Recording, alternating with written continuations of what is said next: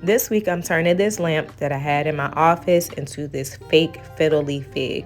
First, I took all this stuff apart, the electricity part of the lamp.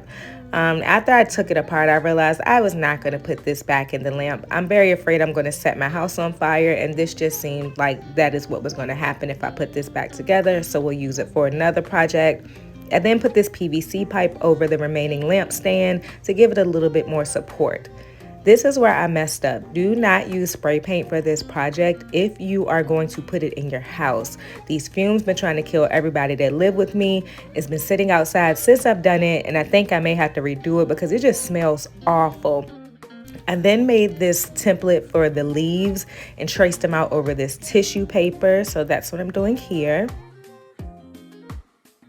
Then I'm going to go ahead and cut the leaves out. I just made sure that I had everything smooth as I was cutting, and then I was left with these pieces. Then I took this floral wire that I got from Walmart and put 3 of the wires on each leaf.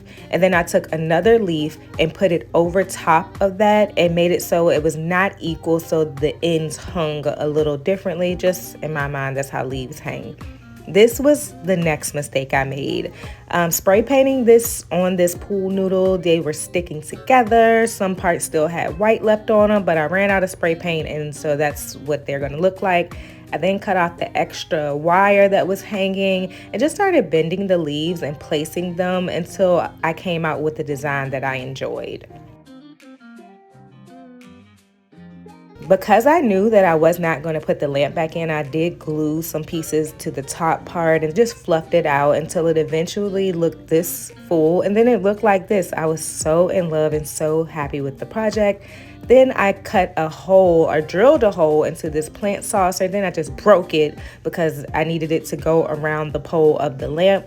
I put it in a container and then spread this moss out around the bottom to give it a little bit more lifelike fake plant feel, you know.